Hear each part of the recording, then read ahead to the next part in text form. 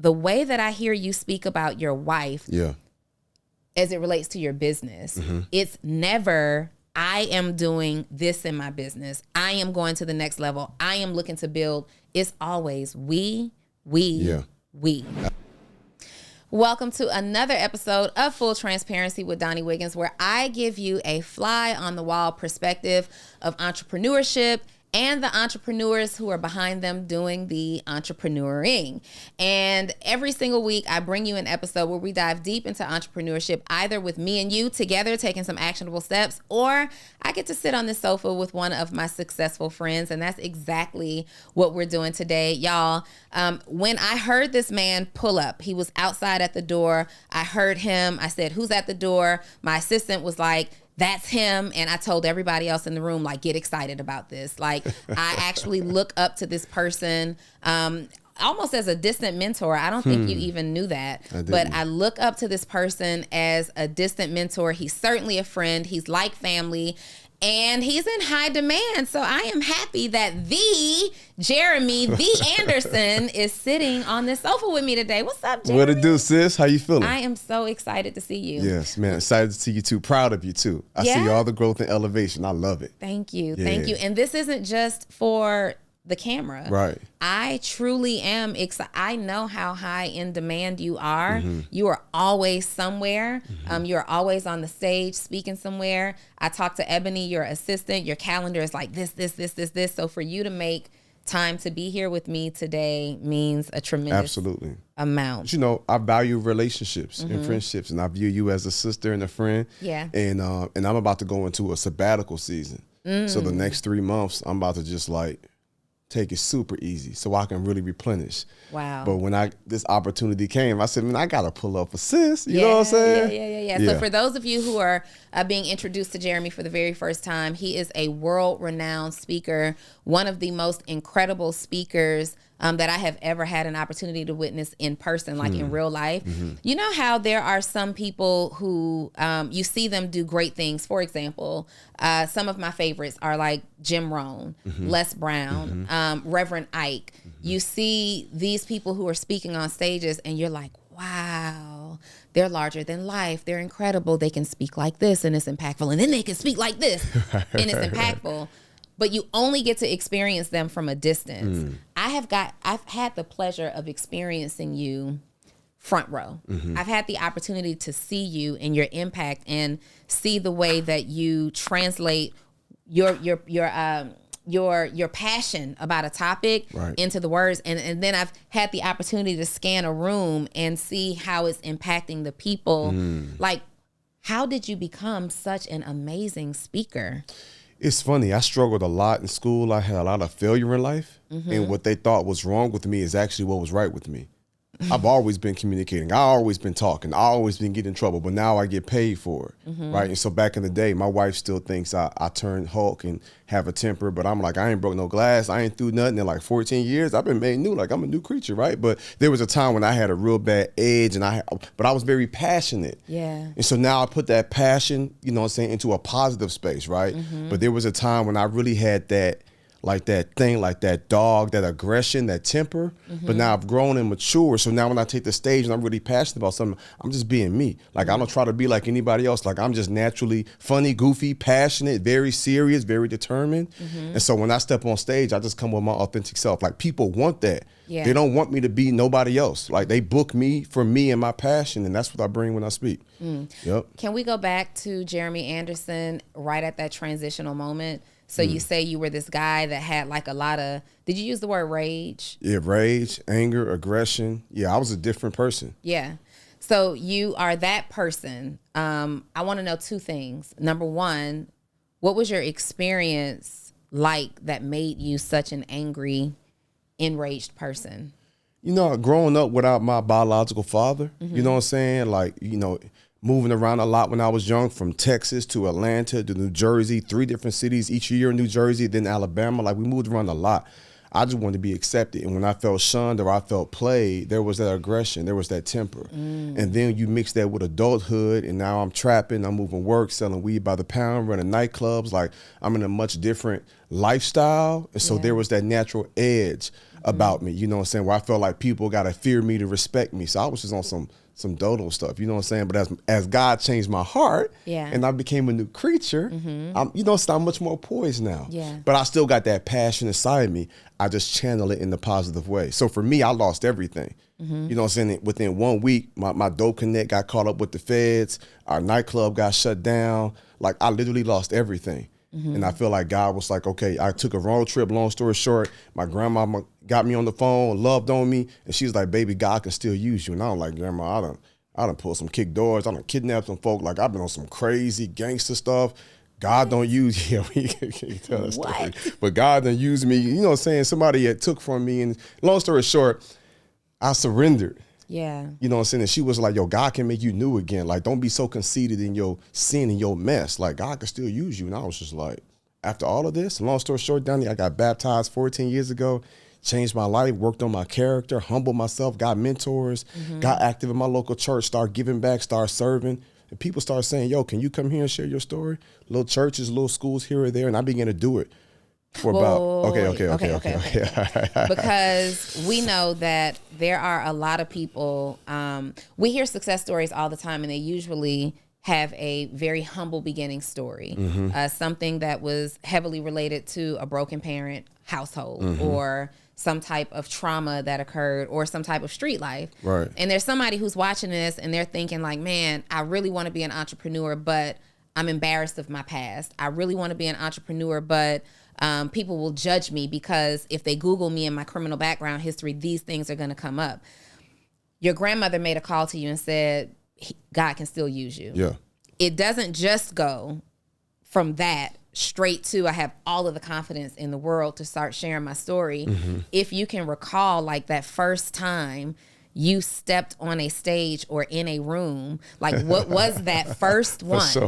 For sure. And so you're right. There is that guilt. There is that embarrassment. And I'll never forget the first time a church had me come and speak. I wore a suit and a tie. That ain't me. But I was just like, if y'all would just accept me. That was the energy I had. I was trying to be on some acceptance. And God, after some time, freed me from that. But yeah, I would have my suit on and because I wanted to look like I fit in, even though I was just like, you know what I'm saying? Like a month ago, I was moving work. Like I was on some other stuff. Right. And so I had to go through that phase where I was like, you know what? I am good enough. You know what I'm saying? And if somebody don't work with me, because if they crippled by my past, that's their problem. But then I realized a lot of people was like, no, we want you because of your past, because you were a symbol of hope. You're a symbol of what's possible. And so I actually leaned in on that, and it was very therapeutic for a lot of people. And that's why I'm not ashamed to share it. Somebody one time was like, yo, are you afraid? I'm like, why? I let people know where you can be. So they look at where I was before and where I am now, and they're like, I didn't know that was possible. God did.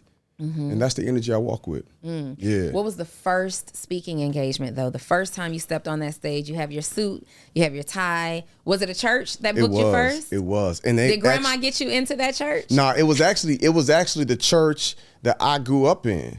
I was like the prodigal son that came back home. What? Yes. It was that church, and they had me speak for Youth Day. And after that, somebody at the church was like, can you come to my middle school and speak? And literally, Donnie, like that, he began to grow. And I did that for about 2 years. And then when we had our daughter, I was at this one school, and this little girl, red hair, freckles, was like, I was going to commit suicide, but because of your story, I want to live. Wait a minute. Oh, 2 years later, you have your daughter. Yeah. Jewel is still a young girl. Yeah. So this hasn't been that long. Nah, yeah. When was this?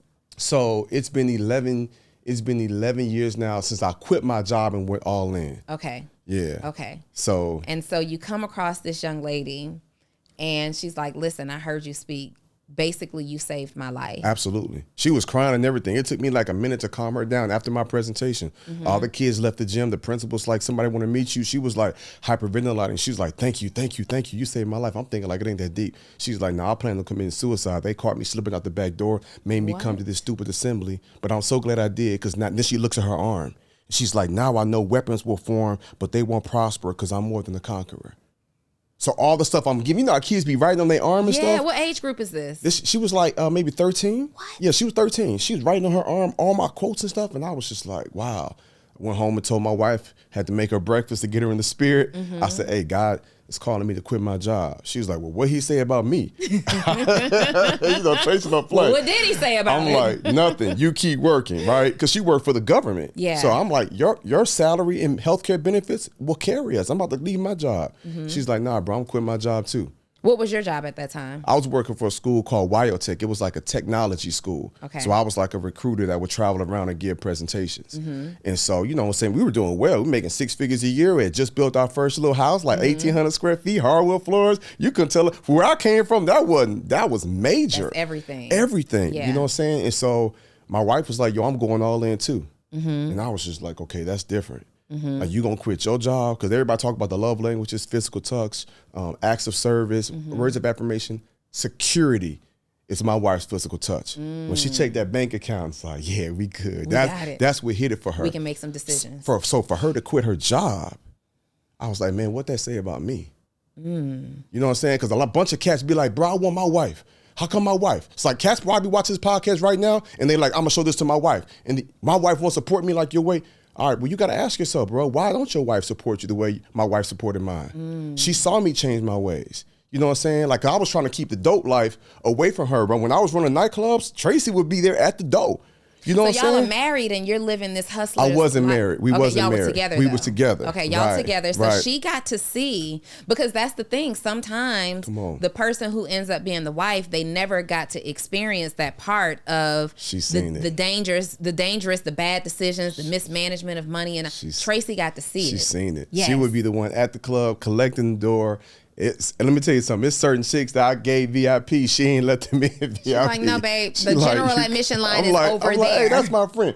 I'm your friend. I was like, all right, bet. But she saw me transition. She saw me serve faithfully the community, feeding homeless people, leading a group of young adults in high school. Like, she saw me transform.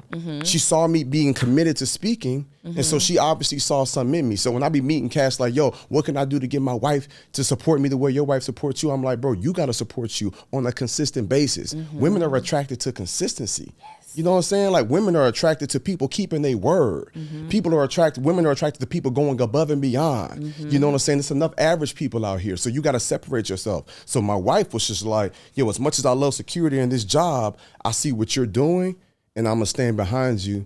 And the rest is history. Is that what made you say, you know what? Because at that time, she's your girlfriend. Right. Is that what made you say, like, you know what? You're the one. So actually, we were dating and we were living together. Then when I got baptized and changed my life, she got baptized. Then we got married. Okay, wait.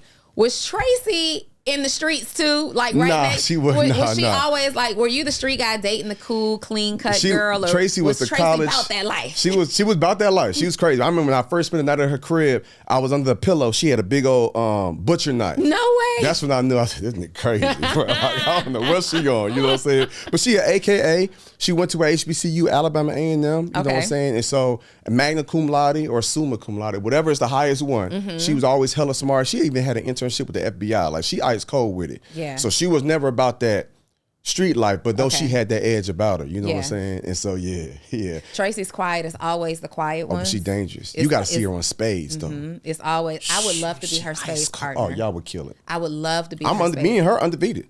I would kill it. Yeah? Yeah. Now, if me and Dave play you and Tracy, we murder y'all because I can't help but win. You wouldn't, though. But Me and Tracy are let me tell you something. Winners. Tracy is ice cold. Yeah.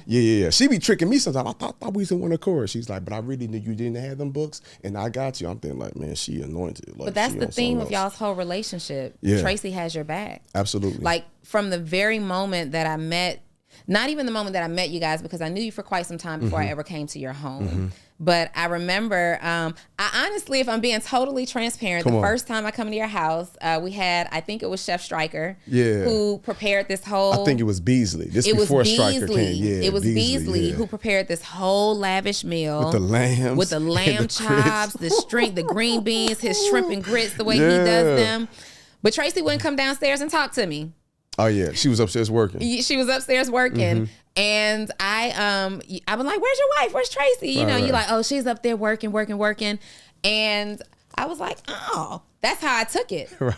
Oh, she doesn't want to come downstairs. Like, I'm the only woman in the room. You know what I mean? Think like, she even realized come on downstairs. But then we met again. And then at that time, Tracy was downstairs fixing her plate. And so we had an opportunity to kind of engage. And I think she said about me the same thing I said about her, like, okay, she kind of cool. Right. No doubt. Okay.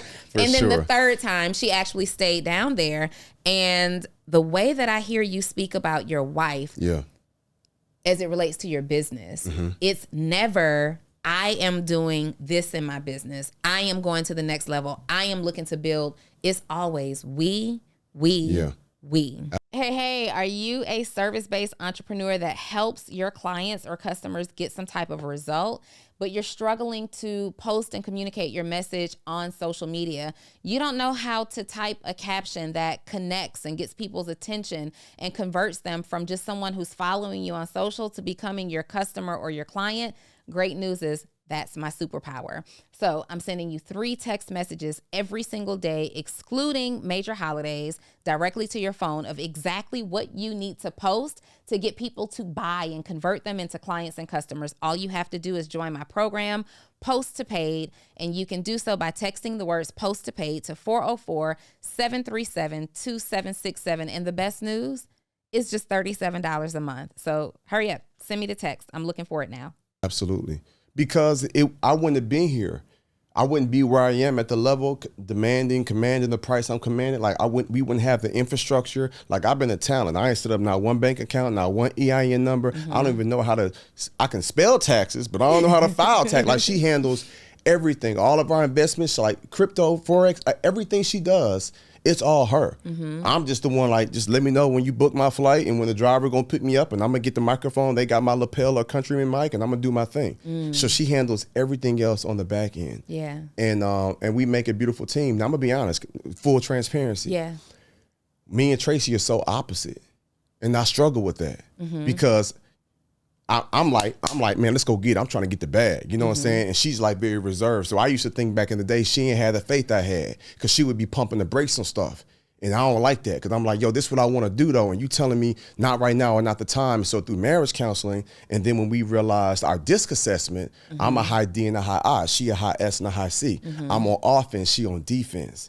So God was like, bro, just submit to the process. She's covering your 6 here. She's noticing some things you're not quite noticing because you super zealous. You worry about putting up points, but she's going to put up the defense and stop the opposition. And that every dynasty team you see win has a strong offense and a strong defense. Yes. And so now we lean in on that. So now if I give her a play, I'm like, babe, let's do this. And she's like, nah, I'm not feeling it. The old me used to be like, try to convince her. And God said, don't do that. Yeah. Don't use your gift of gab or your influence to persuade her. Like, obviously something ain't sitting right in her spirit. Sit with that. Yeah, I mean, because she can see the plays. But the point of defense is being able to foreshadow what offense is about to do. Come on. That's the whole point. I like and she sees it, right? Yeah. Let me ask you this, because I hear this so much. I hear people say, oh, my spouse doesn't support me the way that I need to be supported. I come with ideas and he or she shuts it down. It works both ways, right? To the point where these people feel like I'm with the wrong person. I'm with the wrong spouse. I think divorce is in my future. Did you guys ever have that conversation? Like, maybe we are not the match that we thought? Not on the business level, but on the personal level. Business, we actually been smooth. I actually wondered at one point, maybe I should have hired her as opposed to marrying her. Oh. If this is a full transparency podcast, let's talk about it. Jeremy, I've never heard you say that before. At one point I was like, maybe I should have just hired her. Because I remember telling her, like, man, we like best friends, like great business partners, like we like roommates. But the intimacy, the passion was lacking. Yeah. And she was going through a season with hormones and different diagnoses, fibromyalgia, endometriosis, adenomyosis. We losing 2 babies, depression. Then she lost her mom, her dad, her aunt, her grandma, like back to back. Like she was a shell of herself. Yeah. And so God was like, bro, you got to boss up, bro. You know what I'm saying? Like, just focus on making love to her heart. Yes. Focus on making love to her mind. Make love to her spirit. Like, leave the physical part. She's just not there. She barely holding on. And, you know what I'm saying? And so that took me to go to another level. And that was one of the darkest and most painful seasons of my life. You know what I'm saying? But I had to fight through that to get to where we are now. So now I'll be working with guys like, bro, you got to be strong enough, long enough to get that breakthrough. So our love has been tested. Who worked with you, though? to get to that point? Was it just like a whole lot of inner reflection? Like, because people really feel this way, Jeremy. Like, I feel like there's so much conversation happening right now about the woman against the man against the woman, what the woman does, what the man doesn't do. Kind of like what you talked about. Somebody wants to share this episode and say, you need to be doing, when really it's an exchange and people are just giving up. And they need to hear from leaders like yourself who are revered and respected, you know, globally. Right.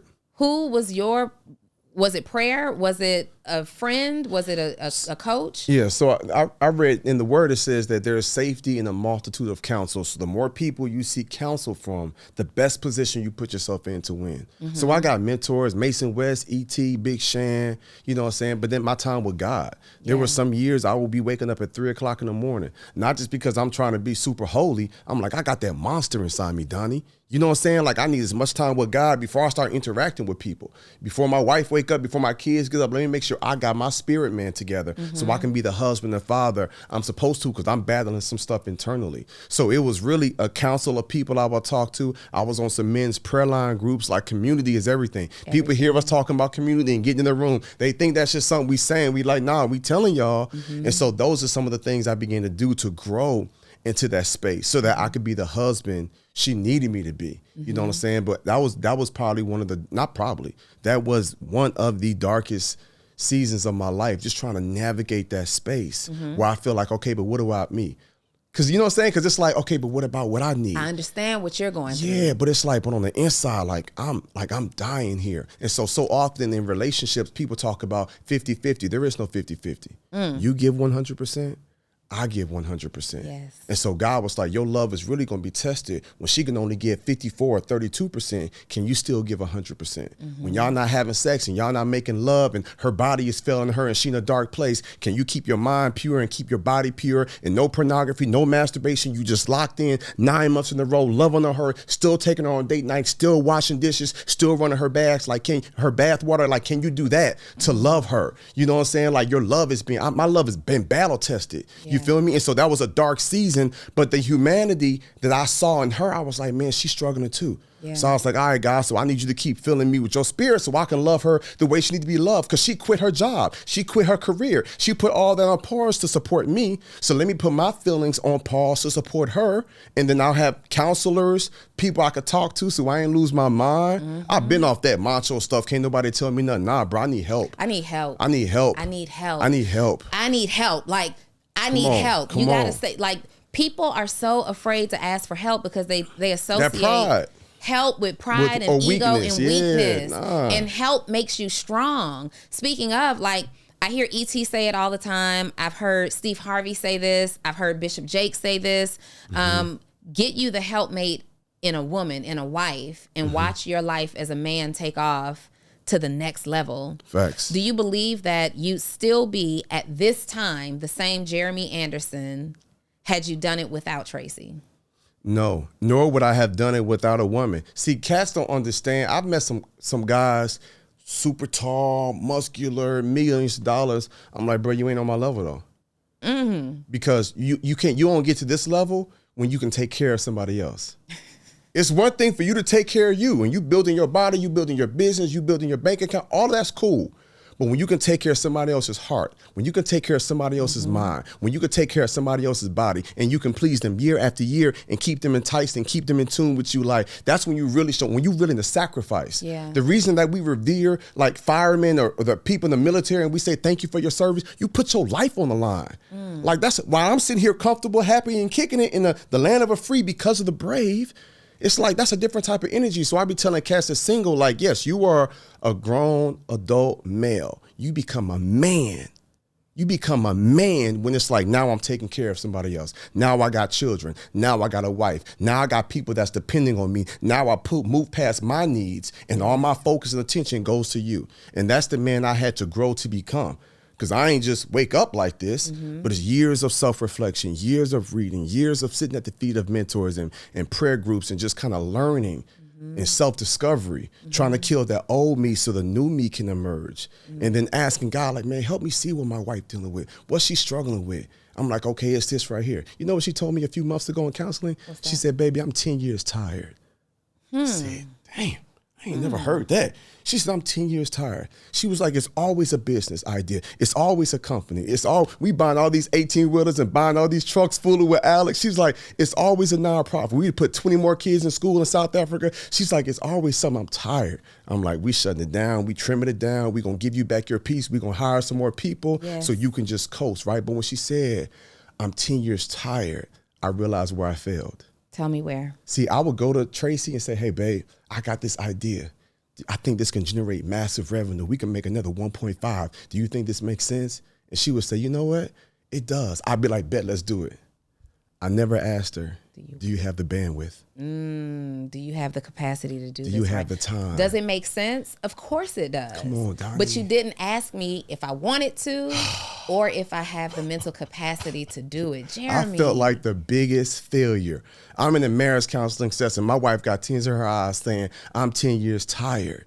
I was like, man, I failed you. Now, granted, I'm patting myself on the back like at least I'm coming to you. Yes. I'm not the guy that just make moves. I don't make no moves if me and my wife not in one accord. Because if she sees something off, it might be some time God got to work on her. Okay, babe, I was tripping. Or me, I'm glad you saved me from that. We don't make no moves if we not in one accord. Okay. But it's like, it's to a point now where it's just like, oh man, I was making moves and you agreed upon the move, but I never asked you about the timing. So now I got to be more respectful of her time or her bandwidth because I'm putting something else on her plate. And I'm like, make it happen and just put my face on it, or I'm going to show up and do my thing and I'm going to co-sign it. And so I realize now, I say, does this make sense? This can generate the revenue, but do you have the bandwidth, the capacity? Do you have the time? Are you in a good mental space for it? Or should we table this for a few months, maybe tackle next quarter?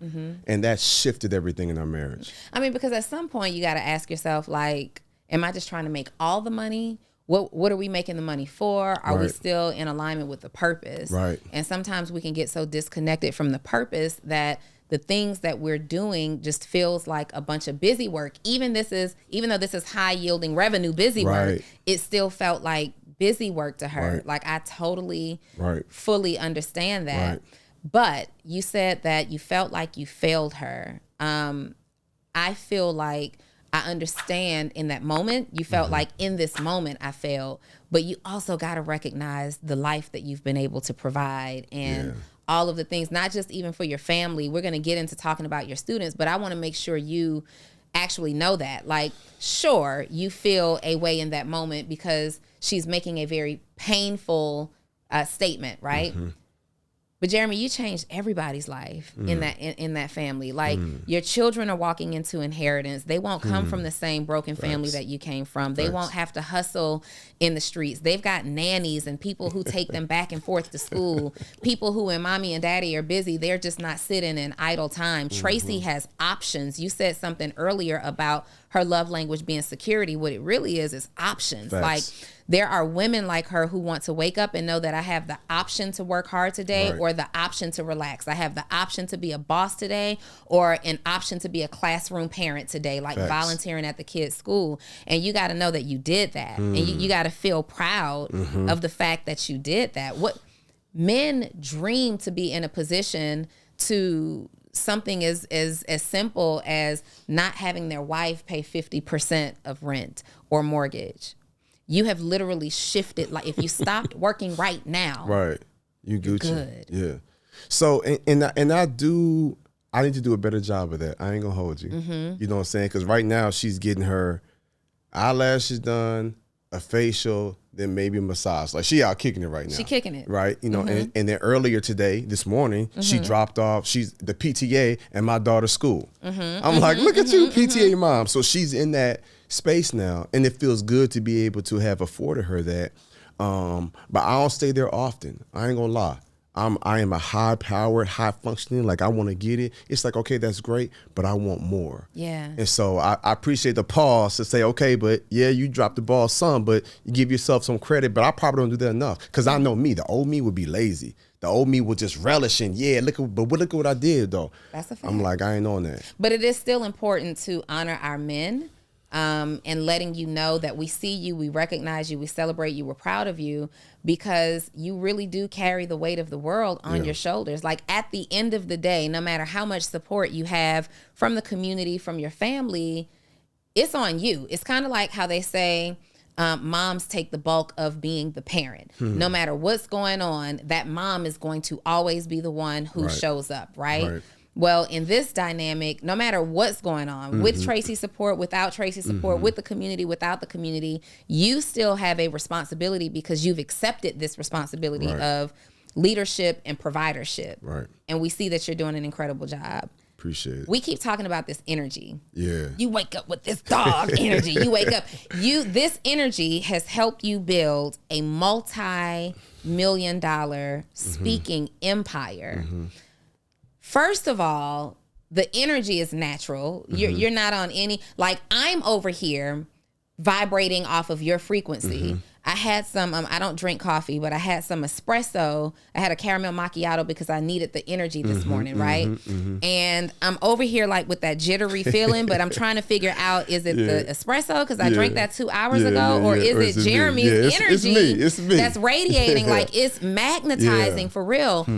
What's your day like? Wake me up. Let's wake up. What do you do from the time that you wake up until your bed, your head hits the bed, the pillows on the bed again at night? What's it like being Jeremy Anderson? So my mornings start with my night before.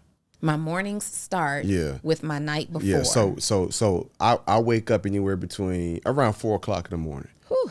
Right. Okay. Right. But I go to bed between 9 and 10. Okay. If I'm up to 10, I feel like I'm wilding. If I'm in bed by 10, I feel like I'm missing out on life. Oh yeah. Nah, but you know what I'm saying? But so for me, I'm 9:30, 10, I'm out. Okay. I'm up at 4. You know what I'm saying? And then I have my time with God. I'm going to make me a cappuccino, make me a coffee, got a big old fancy jewelry machine, and I got my time with God. I might be reading a devotional. I might be in the Word. I might watch a sermon, but I'm going to have at least an hour. Like God told me 10 years ago, don't work on your physical growth without working on your spiritual growth. And so I have my time with him. I'm getting my assignments for the day.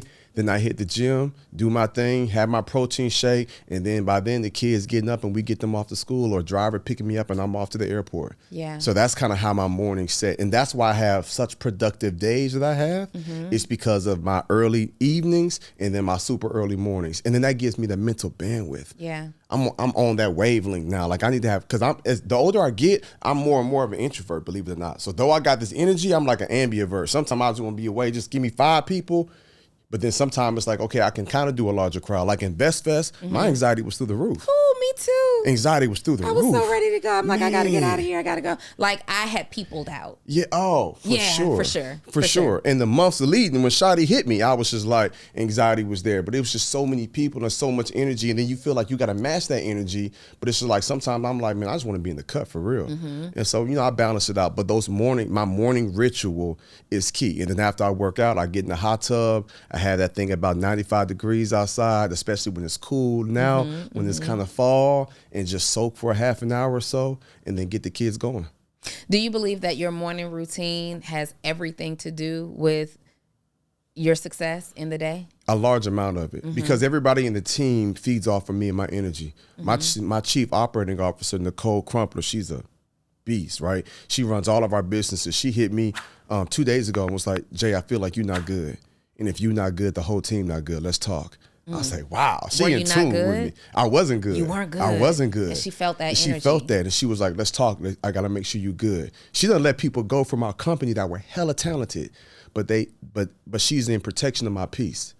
So she's like, yeah, but they energy piss you off, and then now you all angry. That's a side, like a lot of side people don't be seeing, like behind the scenes, like I got that monster. So she's like, okay, they gotta go, because they making you go back to your old ways. You be feeling a certain type of way. Like I didn't even want to have to talk to you like that, but your energy brings that part out of me. Yeah, you gotta clear your space. I literally had team members say, hey, if it ever gets like that, just tell me how you feel. I said, no, you don't want me to ever. Don't ever put me in a position where I got to do that. I want my zen. I want my Listen, I'm trying to just be here. All right. I'm trying to. Y'all are taking me here. Come on. Trying to stay That's here. Not what you want. You don't want this version of me. Okay. So let's help me figure out how to start a multi-million-dollar coaching business. Okay. Or not coaching business, speaking business, because speaking is one of the best ways to demonstrate your value to the world. It is one of the best ways literally to demonstrate your value. And everybody wants to be a speaker. Everybody wants to, like, people like to hear their name. People love to hear their voice. Everybody wants to be booked for a speaking gig, what did you do to really build your business and take it to the next level as a professional speaker? So my goal years ago, fun fact about me, my professional dream job, before I even thought about speaking, was to be a pharmaceutical rep. Me too. Really? Yeah. Her mom is this is my cousin, and her mom is my godmom. Pharmaceutical sales rep, and they were grooming me for it since like middle school. Straight up. That's what I thought I would do. Yep, because I felt like I could use my personality, my gifts to communicate, and I could get to the bag. Yes. And so I realized I didn't know I could make this type of money from speaking, though. I just got in, my heart was pure. I literally saw, I was like, I just saved a little girl's life. It's probably millions of other people's lives I can save. I went all in. And so I tell people all the time, in order to make 6 figures a year, I have a formula, a proven formula, where they can make 6 figures a year, and then within a year, 6 figures a quarter, and then where I'm at now, 6 figures a month speaking, right? And so in order for you to make $100,000 a year, that's just $84,000 a month. I mean, $8,400 a month. That's only 2 speaking engagements for $4,200. That ain't no money. I want to jump on a Zoom meeting for somebody for $4,200. Okay, let me say this. Okay, it is the money. Because I don't want people in the comments to be like, he not in touch with us. You just offended me. You know what I mean? It is some money, but yes. Yeah, my bad. I was speaking for where I'm at. But let me be clear. There was a time when I get $4,000 or $5,000 and I'd be crying like, God, you so good. Like, I promise you, for sure. Because after all of these free speaking assignments, you feel me? Nobody wants to do the free work, though. That's it. The free work is where you demonstrate your value to get the paid work. Absolutely. But anyway. So let me give them some game on the free work. Okay. Because the free work is going to give you the paid work, but I got a way where you can maximize and monetize free speaking engagements. Maximize and monetize free speaking engagements. So I'm going to give it to them real quick for the note takers, because note takers are money makers. The first thing you got to do, if you're going to speak for free, you ask them for a testimonial at the end. Okay. You ask them for referrals. You're recording the actual message itself, right? And not only do you want to record the speech and the presentation, right? But you want to record you walking in. You want to get B-roll, interacting with the people. You gathering all of that data, right? It also gives you a chance to perfect and strengthen your message. And then when it's all said and done, you can get a tax write-off. Most people don't know that. There's a thing called an in-kind letter that says Jeremy Anderson spoke for the Donni Wiggins Foundation and waived his fee of $55,000. And then you just put something like, we're so grateful for Jeremy speaking for our organization. The government and whoever's preparing your taxes will view that as you wrote a check for $55,000 because that's what you could have charged. And then there are major tax benefits at the end of the year. Are you kidding me? It's called the in-kind letter. And there is no organization. These letters I need to go and draft? Listen, and there is no organization that say, no, I won't write your in-kind letter. If so, like, there is something fundamentally wrong. Right. You get the letter before you do the job. Either you give me the letter or not. It's that simple. And the government considers it your payment. You wrote the check. Yes, so whoever does your taxes, they prepare that and turn that in to see what tax benefits you can get and tax breaks. Really game. So there's so many opportunities. And then exposure. I don't remember, I went to one school, this probably 10 years ago. Maybe 9 years ago, I went to one school. They didn't have a budget. God was like, go. I went there and spoke. Somebody from the district office was like, this young man is too powerful. We $15,000. We want you to speak at 3 more schools. And at that time, I'm talking about snot to the flow crying. I'm thinking like 15 grand. In one day, speaking for 3 schools, like I could do that with my eyes closed. Yes. But had I never spoke for free. So sometimes there's a purity of your heart. You know what I'm saying? That people want to get to the bag right away, but is your message even good enough to charge $5,000? Like, you ain't even that sweet. Yeah. So, you know what I'm saying? So it's like you got to get your reps and do the work. I asked E.T., the #1 motivational speaker in the world, all the times he has ever spoken, what percentage has been free? You know what he told me? 60%. 60%. People don't see that, though. Still to this day, he's speaking for free in certain places. Well, when you look at the totality of his career over 30 years, so he has spoken for free way more than he has gotten paid for. He on a whole nother level now, $200,000 a speech, or he don't take the stage. If he like you, he might cut you a deal for $175. He on a whole nother level though. If you ever see me have ET on stage, that means I have made it, right? Oh, if for I sure. get you, because your fee is Evan just closed something $55,000. $55,000. Yeah. And not everyone isn't like that. I get something for 35 or 40, and I'm grateful for that. You know I'm grateful what I'm saying? for. I'm saying, you know what I get a $35,000 fee for 2 hours of my Yeah, time. no, it's an hour. It's an hour speech. But I don't want them to think every gig is $55,000 because that's not the case. Jeremy, you know I'm doing the math in my head, and I'm looking at the last agreement that I agreed to, and I'm doing my math wrong. Okay. The last speaking engagement that I closed was $12,000. Okay, congrats. Now, thank you. Now I know how to move a room. You know what I mean? Right. I know how to get people results. Oh, you got the juice. But I feel like ET's at 200,000. Right. You're now at 55,000. Am I in alignment right here? Like, am I where I'm supposed to be at 12, or should I be doing 20? Well, the fact that you making millions and you got podcasts and you got other things going on, you do it on the side, that is actually very impressive. Okay. But you could definitely raise your price to 20. Okay. Starting tomorrow. Yeah. Can I call that person back from last week and be like, I sat down with Jeremy, the price went up. The price went up. Have they signed the contract yet? No. But was it a verbal agreement? It's a verbal. Okay, well, stick with that and honor it. Yeah. We'll do it. I'm going to honor it. No, and listen, my speaking fee started off at 0, right? My speaking fee started off in the negative because I was begging people to speak for them, that's right? a word, yeah. Oh, I see you have an event. Can I come? Like, I'm already in the negative. Like, my edification is on the floor because because I need this, right? I understood that if you could just get me in the room, if I could just get in the room, I knew that I would move somebody and somebody would at least ask me to speak for free at their event. So now we're working with positive equity at this point. Yeah. And then you keep doing that over a cycle of time before somebody asks you to come and speak for money.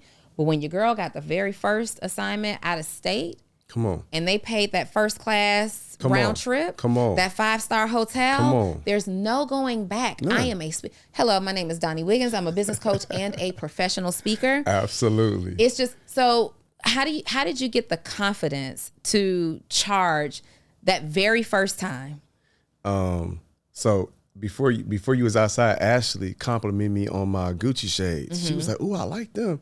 I said, "You got them? Take them off my face." She was like, "Ha ha ha ha ha." I was like, "I guess you don't want them." She took them off. "Thank you, Jay." I was like, "Ain't nothing." Shans was like, "How much them cost?" You know what I'm saying? I said, "Ashley, you asked though." Now I could have said no, but you asked.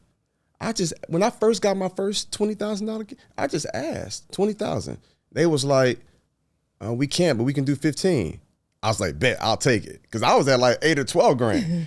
So I tell people all the time, like, put your price out there. Make sure you got the right branding, the right logo, the right website. Like, make sure your stuff is professional. Don't be throwing a number out there just because. But you always know when it's time to up your price, when you realize the majority of the people say yes to it. So when I start having them like clockwork say yes to 20, I was like, oh, it's 25 now.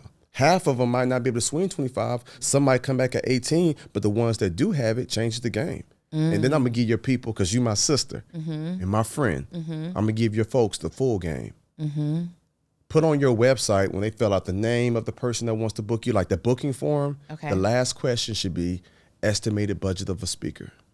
Estimated budget of a speaker. You let them tell you what their budget is. I'm so glad you said that. That's made me millions years ago. When I realized, before the pandemic hit, I hit 7 figures right around maybe 2018. That's when I started hitting it.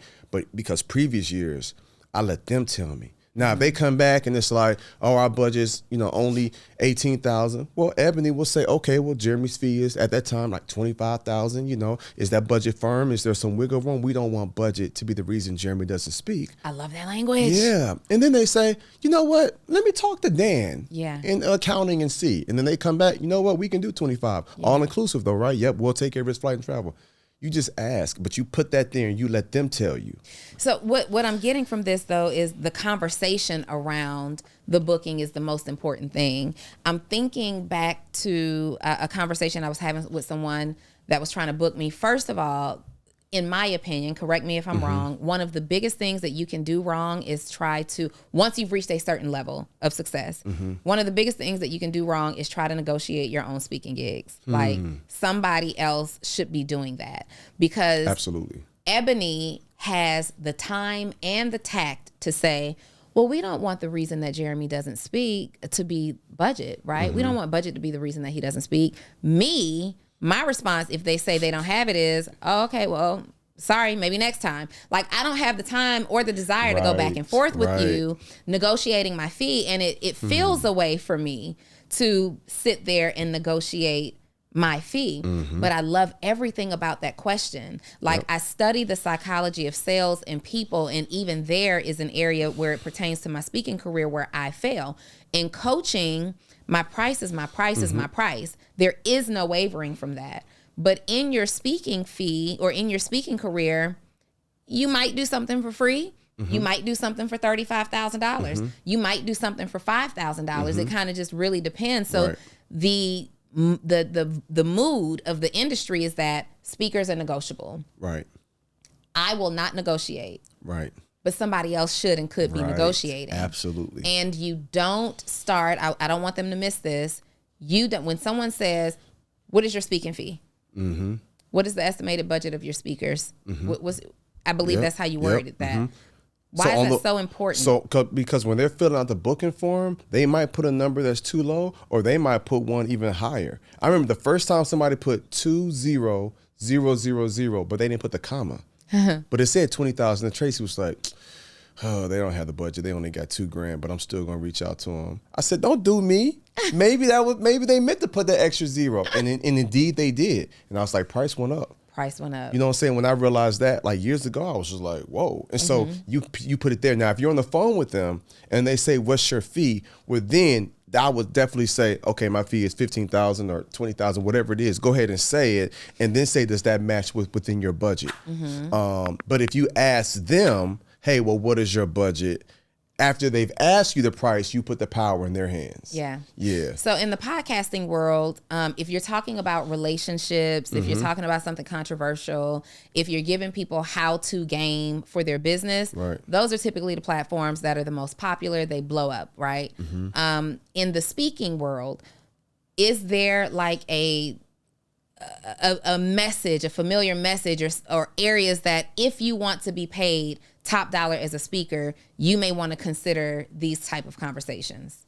When you say these type of conversations, what do you mean? Like these type of topics, like I speak about motivation, or I speak about money, or I speak about God. Like, what? So it depends on the audience. So I wouldn't tell people to choose your audience by what they're going to pay. Just like your story, your gifts, your expertise, your talent. Who does it most relate to? There are some people that I coach in our program. It's like, okay, you're women empowerment, some men empowerment. I'm like, okay, some is young people. Okay, you're collegiate athletes. Okay, you're definitely corporate, diversity, equity, and inclusioners, or climate and culture within organizations. And so depending on their gifts and talents and their backgrounds, then I can articulate with them and make the best recommendation to say, this is the audience that you speak to. Yeah. You're mentioning your students. So you're training and developing other speakers to become six-figure speakers? Yep. Okay. Yep. And that's through your Next Level Training Academy. Yep. Next Level Speakers Academy. ET actually shut down his speakers program a year ago and joined ours. No way. Yeah, I know we broke for 30 years. I was 11 when I first met ET. He was 21. And he shut down his program. So me, him, and Inky Johnson together have the Next Level Speakers Academy 2.0. We got close to 2,000 members in our community all over the country, multiple chapters, and they get into the bag. They get into Jeremy, let me just first say how confirmational that was just now for me. Because I always tell people there are times when you just need to stop and collaborate. Facts. Stop what you're doing and collaborate, because a Jeremy Anderson, an Inky Johnson, and an Eric Thomas. Game over. One platform. Who can compete with that? Game freaking over. And I'm sure for each of you, it has become a more convenient business model because it's not just about you. You all contribute. But it's also taken each of you to the next level. And beyond that, the impact that has on your students. For sure. And we're not competing with each other. You're not competing, like people have to choose. And that's that part. Because our spirit was never competing. But if he got a program, then I realized last year, one of his conferences was 2 weeks before our conference. And I was like, bro, I don't even like this anxiety. Because now I'm thinking like, man, that's big, bro. You know what I'm saying? I got to spend more on ads, and I'm looking at the comments. Now people, I got to box you out. People, people sending me screenshots of the comments. Yes. Where people just like, should I go to Jeremy's conference or ET? And I was just like, so when C hit me, it was like, bro, we need to come together. I was like, bro, let's get our attorneys to run up the contract. Like, it makes complete sense. Now, did you guys decide to come together simply because ET decided to stop, or did you decide to come together because, you know what, I see what's happening in the marketplace, you see it too. Right. Let's just come together. So God told, ET was like, God told me you ain't had a 30-year run. You charging $200,000 now. Jesus. You might take maybe 2 gigs a month. Like, you phasing out. You ain't trying to be on the road like that. You 53 now, because I'm 43, he's 53. So he's like, God told me now to sow into the next generation. So he said, CJ, this is my new mission now. It's not to be number one. It's to train up the next group of number one speakers. So CJ said, bro, we need to get with Jeremy because his program killing it. And it's murder in ours. I love them because they ain't no pride. They like, bro, the proof's in the pudding. This Y'all is what killing he does. Y'all killing it. We got a program too. They literally shut their program down within 3 months. Our attorneys got together, and then now we got this thing together. So it just made sense. Yeah. And so now we going all in. He was just in Milan with Toby doing the fashion show with Pharrell, and ET was like, it's 1 o'clock in the morning. I'm like, bro, you should be at the party. He said, but we doing the challenge together. I told you I'll be on. That's his level of commitment. Yes. So he was like, yep, I'm in my hotel room. All right, yep, let me do my segment. Then I'm going to get back to the Montclair party. I'm like, bruh, but committed. And so now we building this something special together. And so, you know, what they say, you want to go fast, go alone. But you want to go far, go together. Go together. And that's what we're doing now. Yeah. I know a huge part of your program, I've had the opportunity to speak inside of it a time or two. What I love about what you do in the program, and I hope I'm not giving too much away, but one of the biggest things that you do, game changers, in fact, and people just, I don't know, like, we got to make sure in this episode they get it. Their story sells. Come on. You teach people, first of all, we're not even getting into the other conversations until we understand how to have a conversation about you, your story, your life, and your value add. Why is it so important to, first of all, before even that, how do people even identify what their story is? So you got to ask yourself, okay, what have I gone through? What have I overcome? What have I experienced? What have I had to fight through to get to where I am now? You hear the classes of you don't look like what you went through. It's like, okay, that's a story there. That's a message. Yeah. So most people's like, well, I want to run away from my addiction, or I want to run away from my homelessness, or I want to run away from, you know, being molested or being kicked out, or my father not being there, or gangs to going to prison. No, lean into that. Like, lean in, because that's something people can connect with. The people want something real. So when you stand on stage and say, hey, this is where I was, but this is where I am now, and I'm gonna give you the tangible tips of how I got here, they will pay you top dollar for your story. Because now corporations and organizations is like, man, if you can overcome all of this and operate at a high level, my staff needs that message. So now they know there's no excuse for why you can't operate at the highest level. And so that's the energy that we run with. I have to note this down. I just got inspired for something by what you just said, because we teach people how to tell their stories at a professional level, or for a professional level, as a professional need. As a professional speaker, your story is your resume. Right? What if we approached life with our story, period? So I literally just took a note, like, my team is going to write their story. My mentees will write their story, because we miss so many of the details. We miss so much of our story. We forget so much of it by living our lives. And we got to be reminded. So I tell people all the time, because folks be asking me, Donnie, hey, when you got all these masters and master's degree, like, do you got to go to college to get a degree? I'm like, most people got degrees. And I'm not talking about like an associates of accounting. People got associates of abandonment. Ooh. Like a bachelor's in brokenness. A master's in misery. You know what I'm saying? Like a PhD in pain. Jeremy. It's like you've gone through all this pain, all this suffering, all this hardships, right? You done overcame it. That's way more than some college degree. You went through depression and suicidal attempts and anxiety and house being foreclosed and homeless, living out your car, and you've arrived. Like, that's epic. Like, that's on some other stuff. And people will pay you for that. And so I tell people, don't run from your pain. You already went through the pain. You went through the tears. You went through the suffering. You might as well get compensated for it. Give me an example, though. People pay for resiliency. People pay for resiliency. Yes. Okay, so I am a woman. I am a single mom, and I have abandonment issues. I've experienced. I have an associate's in abandonment. Right. I want to speak. Somewhere I found the inspiration to tell this story. Right. What kind of topics would I speak about, and who would I pitch these ideas to? So just hearing that alone, I'm a woman. I went through abandonment issues. I went through all this betrayal and pain. Who do I speak to? It's like, okay, you were there, but where are you at now? Okay, you were an entrepreneur. Okay, you're successful. Okay, you got your kids in school. You handled your business. Okay, now what mindset stuff did you have to go through? What relationship did you have to leave? Because that's a part of your presentation now, right? What behaviors you had to change? What self-fulfilling prophecies was you speaking over yourself? What mindset shift did you have to have? All those things that you did to go from here to here, package that, and that's your presentation. Now you can stand on stage in any women's conference and say, I want to talk to you women who feel abandoned, all of y'all who felt betrayed, all of y'all who felt pushed aside, all of y'all who felt messed over and taken advantage of, and you're in a dark place now. I can relate because I went through this and I went through that, and he left me, and then my house got foreclosure, and I moved back in with my parents and my 3 kids, and I felt like a failure. But I woke up one day and I told myself my condition will not be my conclusion, and I looked myself in the mirror and I washed my doggone face and I put some lotion on and some mascara, and I found me a job, and I worked on my mindset, and I surrounded myself with the right people, and I blocked a few people from my phone, and I took a pause from social media because it was killing me seeing everybody else look like they winning, and I began to pour into myself, and I began to tap in with the local church community, and my heart began to change and my mind began to change, and now I'm in this place right now, and if I can do it, you can do it.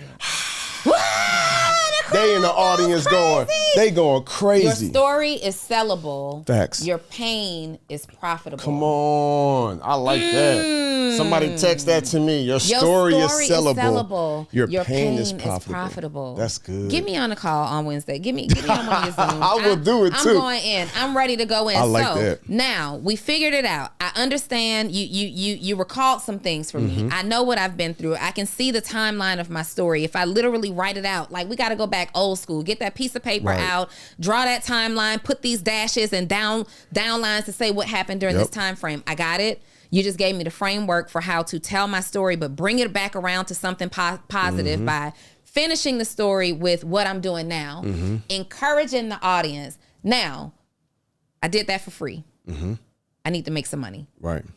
Where do I start? So when you're at the speaking engagement, you got your friend, your cousin, your girlfriend, somebody taking pictures of you, even capturing B-roll from your phone. As many free gigs as you get, that's all content that you can put together with a speaker's reel. You get you a nice logo, professional logo done. You ain't got to pay tens of thousands of dollars for it. Some talented people that will do it for a very reasonable price. You get a nice, clean, one-pager website, a nice, clean EPK, electronic press kit. So that's something you can easily email people. You can send your website link out. Now people go to your website, they see what you're about. I have a whole training on copy that converts because the language on my website, if I can give your people a little bit more, the language on my website sounds like this. Companies and organizations bring Jeremy in because of blah, blah, blah. If you're looking for a speaker that can move the audience and blah, blah, blah, then look no further. Jeremy's your guy. Companies across the world bring Jeremy in because of blah, blah, blah. So all of my sentences or paragraphs set me as the expert. It lets them know why other people rock with me and people want to do what other people are doing. And the type of people who are booking you for the companies and organizations. Absolutely. Book Jeremy. Absolutely. Companies and organizations. Repetitive language. Repetitive language. That's marketing. C-suite executives connect with Jeremy because he moves the bottom line within their company and he gets them results. So the language, and then you go out there and start promoting and marketing yourself. But I tell people all the time, logo, EPK, then the website, then eventually after you have a few engagements, get you a nice clean speaker reel put together so people can see you in action. They can hear some testimonials. They can see you smiling on stage, speaking and connecting with people. 2-3 minute speaker reel, man, make you millions. One of the things that I like to negotiate from speaking engagements, especially if they're free, is my professionally produced content. So that's something to consider as well. If you're doing something for free, or even if you're getting paid, saying, I need access to my footage from your videographers. Absolutely. And if they say, and I've never had a gig say, no, you can't get this footage. It's like, bro, that's my IP. Like, it's me. So they can never say no. But that's more stuff that you have to put you in the best position to go out here and get it. But the thing that pains me the most is when people have these stories, but they question if it's possible for them. I've got hundreds of people. Can I talk about Kevon Lee this boy, I don't want to whoop his butt. He 24 years old, living in California. Last year after taxes, he took home $24,000. Got with our program, within the first 3 months, made $100,000. What? No. What was the shift? What did it? He got with our program. He said, man, I'm giving all this energy to this company that's working me to the bone. I'm like, boy, you're 24. It ain't that deep. Right. You know what I'm saying? He didn't even finish developing those bones yet. The bones are still growing. But he was just like, yo, if I give half of this energy to this company, to my speaking business, and really execute. Like in his testimony, he kept saying, I just executed and ran the play. And that boy did $100,000 in 3 months. And I didn't even know about him. I didn't even know he even existed. I feel bad as a coach mentor, like we growing too big, until he came to our conference, because we give away these real crystal awards for the diamond award, like 100,000, 200,000, 500,000. And he was in the 200 category. And I'm like, bro, how old are you, 24? And they was just like, yeah, he did 240. I was just like, boy, I'm gonna spank your butt, boy. You know what I'm saying? And so it's possible, and people share their stories. And what my responsibility on this earth now, my goal is not to be one of the top speakers in the world. My goal is to build up the biggest community of speakers, showing them how to go out here and monetize their message, share their message, change the world, impact lives, save lives, and get compensated for it. So now I'm looking at the people in my community. I'm looking at them like, I love babies. So whenever they be asking me to bless, and you know what I'm saying, I have our conferences, they children they bring around, I'll be looking at these kids like, what kind of world are you, what kind of home are you growing up in? Yeah. When your father get $15,000 for 45 minutes. For 45 minutes. I'm looking at their kids like, you have no clue the type of life that you about to live. Yeah. When you 10 and your dad ain't even 30 yet. Yeah. But I do sleep, you feel I sleep good at night, Donnie. But do you feel like the babies are getting...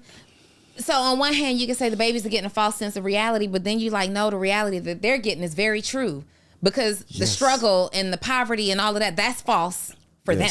Yes. So that's deep how you said that. So I struggle with this. I once heard that hard times make strong people.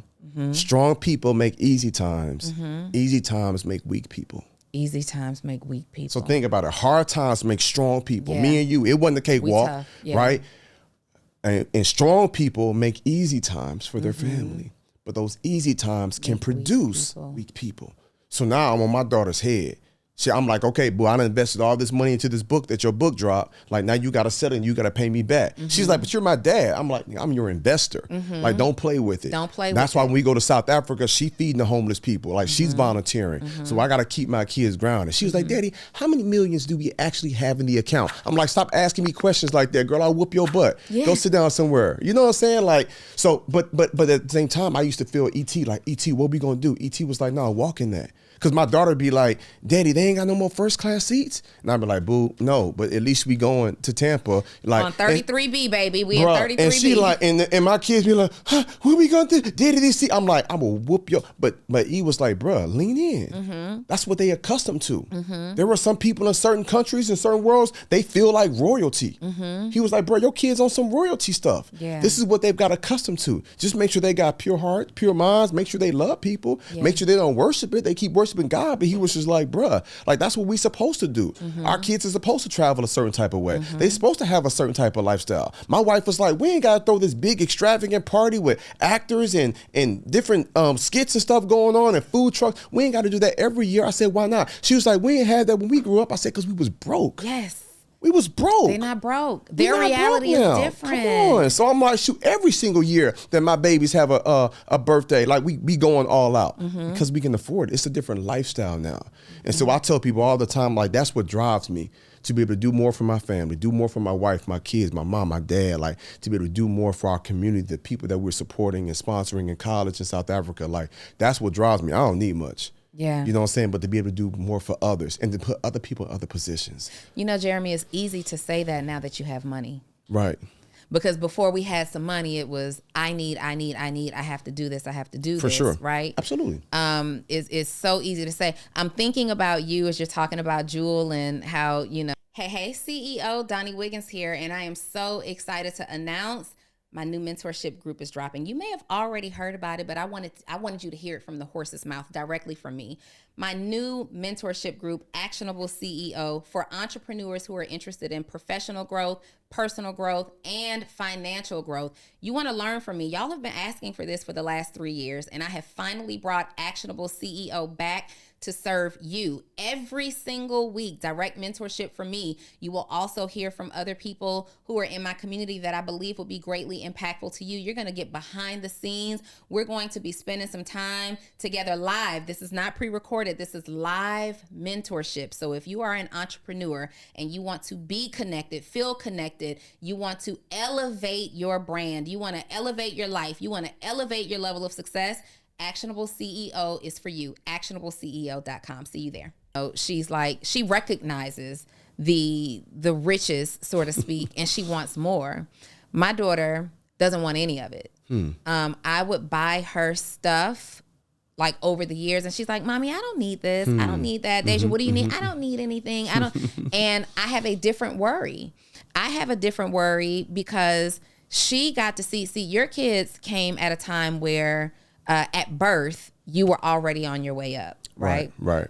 My daughter came at a time where I was already up. Yeah. But by the time she got old enough to start creating memories, I was way down. I was on the floor, like way, way, way down. And so much of her childhood, from her time where she starts creating memories through almost high school, right? She's seen her mom crawl up from the floor, picking myself up, inch by inch. And I think that has left some traumatic damage for her. Like, I think that she doesn't ask for things because she knows both sides of the coin. And that bothers me too. Like, on one hand, you appreciate the fact that, well, she never makes me feel bad if I have it or if I don't. And she never puts me in a position where it's like something's not good enough. Right. But at the same time, it's like, babe, release the trauma. We're okay now. You can actually ask for what you want, because now Mommy knows how to go out there and get money, but I also know how to teach you how to do the same thing. Right. I want you to have the experience of abundance. I want you to have the experience of expectation, and stop saying, I don't want, because I don't really believe it's true. Right. I believe in her mind, she thinks it's true because of the trauma that she had to experience. Like, I'm talking about 2 gallons of water that I had to fill up just to pour in the back of the toilet to flush it. She got those memories. Going back into my mom's house, having to share my small bedroom, like, she has those memories. Not being able to have sleepovers anymore because there's nowhere for them to sleep. She has those memories. How do we get through that? Your daughter sees the abundance. Right. My child rejects it. Yeah, and I actually think that can be a very beautiful thing. That she's not trying to take advantage of it. That she's mature enough to say, you know what, we good now, but I don't want to take advantage of it, because I know how hard it was for you to be able to be where we are today. Yeah. So she actually has an advantage over my daughter. Like, we spending the month of December for holiday in South Africa. Them Delta One flights is like $8,200. Each? Yeah, Jewel ain't thinking about Delta One. She not thinking about how much it costs. She just know, I wonder what kind of movies they gonna have. Yeah. Isn't the bed's gonna lay all the way down? Can you put me next to Jackson? And I'm like, you have no clue like what this costs. And so for me, it's different. Yeah. Because she's just like, this is just how we travel. And I'm just like, so I have to watch that, but she also got such a pure heart. Because I'll be telling her like, hey, boo, you should do this at school. She's like, nah, I don't want the other kids to feel bad because they don't have it. Yeah. I feel like, that's my dog. Relatable. Yeah. I love it. So I think that's actually a beautiful thing that she's like, you know what, Mom, I'm good. You know what I'm saying? But then you're showing her how to do it and how to get it, which is going to automatically make her have a deeper respect for it once she has it as well. That's a great perspective to receive that from, because I'll get frustrated. Like, girl, you want, and it's not just about things. It's also about lifestyle. Like, just anyway, but that's a great perspective that you've offered. So now we are on our journey. You have built a multiple $1,000,000 empire. I know that we have to wrap this up. You have somewhere else to be. We got about 10 more minutes. We good. Okay, good. You've built this multi-million-dollar empire. Like, where do you go next? Like, is your goal to create the type of speaking career that one day you just retire as this renowned speaker? Two things. I do want to be regarded as one of the top speakers in the world. I can't lie. You know what I'm saying? I want to be on the Mount Rushmore. But I met with a firm recently, and they said, Jeremy, you're a $75,000 speaker right now. That had me just reevaluate my whole life. And they were just like, you just need to make a few adjustments. And so that has me even looking at things differently. So as much as I love speaking, I love my family more. I'm really trying to get to a certain level. So when my son start having basketball tournaments and my daughter start wanting to do certain things, I can be fully present. Yeah. So my goal is to be one of the best speakers in the world that changes the most lives, but I also want to have the biggest community in the world. See, I don't feel bad. I only take not even 5% of the requests that come in. But I don't feel bad about not going to these schools that might not have the budget, because I got a community of 1,800 people I can give those opportunities to. Yeah. You know what I'm saying? So my goal now is to have the biggest community of speakers in the world. And that way we can put as much good out here in the world and change as many lives as possible. And I cannot think of another profession that is so fulfilling on the inside, but so rewarding financially. Like I'm going to say something, Donnie, and there's going to be some people watching this, they're going to call cap, that's cool. The most I've gotten from speaking is $115,000. I spoke 3 times for an organization over 2 days, which was a cakewalk, 115 grand. That didn't move me the way that when I talked to the people and they were in tears saying I needed that. When you got grown white men like, bruh, I'm gonna be a better husband and father because of your presentation. That is so real. When I meet a single mom, like I was on the verge of quitting, I actually typed up my letter of resignation. I'm going to stay with this company and keep fighting. Like that stuff right there, you know what I'm saying? I had a guy on one of my trainings recently. He was like, bro, I've been separated from my wife for a couple of years. He was like, I'm going to get my wife. I said, go get your wife. He was like, I'm going to get my wife back. That's what's most fulfilling. The money is great. It's a blessing, right? But I never got into speaking for that. I got into speaking for impact. And I literally walked away from 6 figures and healthcare benefits, 401k, because a little girl with red hair and freckles told me she was going to commit suicide.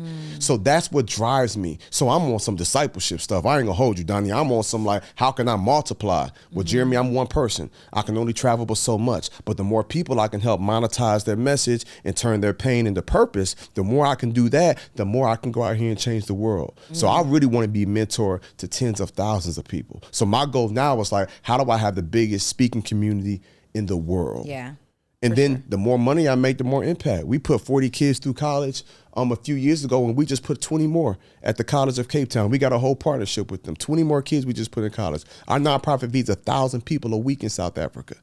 And as awesome as that is, Tony Robbins feeds like, I think they said 10 million people a year. What? So I'm looking at my little 1,000 people, which is great. It's amazing. But it's like, okay, 52 weeks in a year, I'm feeding about 50,000 people a year, but Tony Robbins feeding millions of people?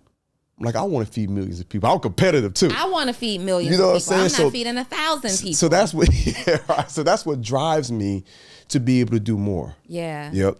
When that agency said to you, you're a $75,000 speaker, you just have to make some tweaks.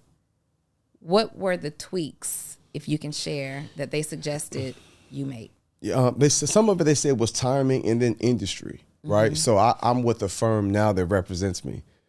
I had that question. Yeah. Okay, so you have an agent. So I do. I have an agency. So they still go through Ebony. I'm loyal, right? So they still gonna go through Ebony, but now they represent the former Secretary of State Mike Pompeo, Magic Johnson, The Rock, Dwayne Johnson, no. From Shark Tank. Yeah. They, you know what I'm saying? They A-list celebrities, professionals, politicians, speakers, Damon John. Yeah. So they represent them. So they want to represent me. So we just signed an agreement with them. Now I used to pride myself, Donnie, on back. I've actually never said this publicly. I used to pride myself back in the day, like, I don't need no firm. I don't need no speakers bureau. Like they come to me. Yeah, you know what I'm saying? Because years before the pandemic hit, I had about 3,000 to 4,000 people per month coming to my website, a couple hundred people per day, and a small number of them filling out forms. So I get 5 to 10 booking requests a day. I prided myself on that. But it's like, but now I get with a firm and I'm out here in the big leagues. So I went from street ball, or I went from D1 college ball to now the pros, but not just the pros. I ain't on the New Orleans Pelicans. It's like the Lakers now. Playtime over. Playtime over. It's the big you know, league. it's the big leagues it's now. The big league. And so that was a shift for me. Yeah. And so they were like, we're gonna show you how to get You know what I'm saying? They were like, okay, you average about 40, 45,000, you get some big. I said, yeah, but Australia was 55. But then they telling me, yeah, but after your Delta One flight and after your flights of your team, you actually took home like 30. I was like, you're right. You know what I'm saying? But so they like, you're a $75,000 speaker. We're going to show you how to get there. And I was like, yeah, let's go. Yeah. About that rate, regardless of the rate, when you're negotiating your rate, is travel included? Are you taking into account for travel, or is that in addition to? So for the first 10 years of my speaking career, I was big into schools, and most schools is like they can't pay first class. And so I was just like, we started making it all inclusive. It just makes it so easy. Okay. Easy on them, easy on you. You know what I'm saying? You ain't gonna put me at the hotel you want. You done mess up the reservation. It's too irritating. Right. The time flights, Ebony take care of all of that. Just, here's one flat fee, and we travel how I want to travel, and I get there when I want to get there. Okay. Yeah. Last question for you. There's somebody here that you've inspired to be a speaker. Like, you have me thinking, I gotta be able to charge more, but in order to charge more, my presentation has to be packaged better, right? I am probably with Jerry. It's not your presentation. No.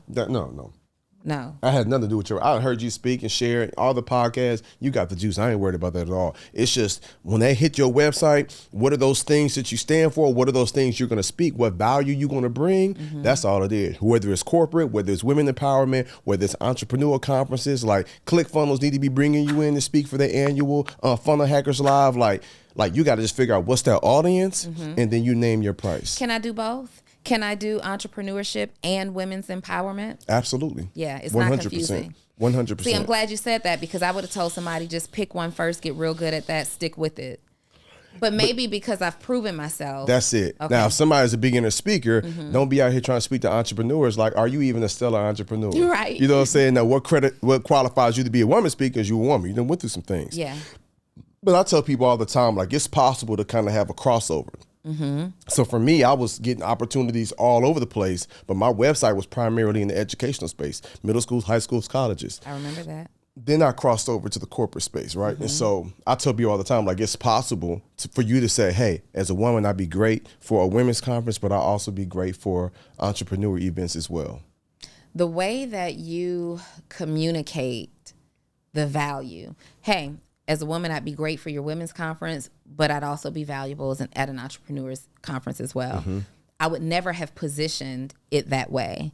I have core speaker topics. Jeremy, I have ripped apart your website, like the old one that was more education based and focused. Like, I had that funnel down to a science. My language is your language. Like, I ripped that off and it worked, right? It got me in a lot of schools and, things of that nature.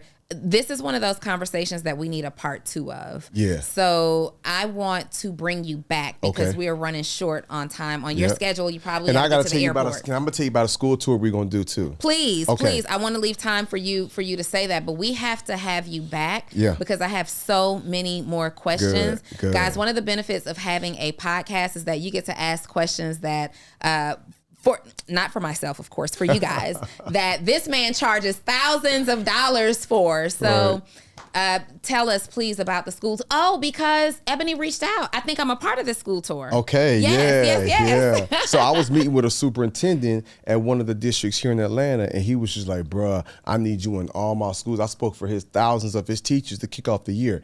He was like, I want you in my school. I was like, bro, I'm booming. I was just like, but I tell you what, since y'all local, how about I come, but I bring a bunch of my entrepreneur friends, similar to how we done in the past. And I said, we run through it and we let these kids know what's possible. And he was like, bet. He was like, we ain't got to. I'm like, bro, we ain't tripping on the budget, bro. We've arrived. Yes. But we about to speak life into these babies and let them know what's possible. Yes. Because they out here cutting themselves. They getting caught up in gangs and they doing all sorts of stuff and they don't realize the worth they have. So we about to put together that Black Excellence Tour and go crazy. I love it. When do we start? Yeah, I'm meeting with him next week. So I'll let you know once it's finalized, and then we're going to put together the docket and we about to go crazy. That's crazy. Yeah. Guys, like, literally getting paid and booked, like being busy doing what you love. Booked and busy, but ... doing what you love. You have literally created a career that allows you to be booked, busy, and paid, financially free, doing what you love. Because, Jeremy, you're going to talk anyway. Right. You were going to talk anyway. Facts. And we might as well do it with systems and operating procedures behind us, allowing us to create freedom for ourselves, but also freeing so many other people who feel like they look like you and can relate to you, and people who are trapped in their story. Like, you're taking people who feel trapped by their story and teaching them how to leverage their story to free themselves. And that is so powerful. Yeah. I love what you're doing. Thank you for teaching us how to start basically how to grow our 6-figure or beyond speaker career. Facts. Because there are things that I'm adding to our to-do list today that I have to take the speaking part of my business more seriously. Yeah. You want to excel in your business in any way, like, become a speaker in that area, and it establishes you as an authority right away. Period. Thank you. I appreciate you having me. Do you want to leave us with any words, how to find you, Yeah, something? so website jeremyanderson.org, and Instagram is @1JeremyAnderson. But the last thing I would say to your audience is to be always grateful but never settle. That's what got me to where I am in my life. You know what I'm saying? I got that thing tattooed right across here, always grateful, never settle. Like, I live my life that way. Like, I'm grateful for everything I have, but I'm not going to settle. Not if I can achieve more, not if I can attain more, not if I can experience more, not if I can do more, right? And so always be grateful for what you have, but never settle. Most people don't go to the next level in life because they feel like, I've arrived. I'm doing better than my cousins and my mama and them, but it's like, you ain't nowhere near the potential of where God wants you to be. Always grateful, but never settle. I love that so much. Let's not compare ourselves or our results or our success to that of anybody else, because who says that that's the bar? Facts. I'm fighting the old me. I'm fighting the 2022 version of me. Yes. Let's get it. All right, you guys, so you know what to do. I want you to comment, what was your biggest takeaway from this episode? If you are like, I am fired up, Jeremy's energy is so magnetic that it radiated with me through this lens of wherever I'm watching this episode or wherever I'm hearing it, and you're about to start taking your speaker's career seriously, tell me what you need to work on. What's that one shift that you need to tweak? What's that part of your story for you that you can leverage to create a story? But most importantly, you definitely want to get with Jeremy, because if you thought it was game here, he literally has an academy that takes you step by step. You've never spoken before to now you are a profitable and paid speaker, and you can find him. You'll see the links in the description of wherever you're watching this video. And as always, if you are looking for mentorship, you are an entrepreneur and you're like, I'm fired up, we got to get to work. Actionable CEO, join my mentorship community, actionableceo.com. I will see you next week. We're out.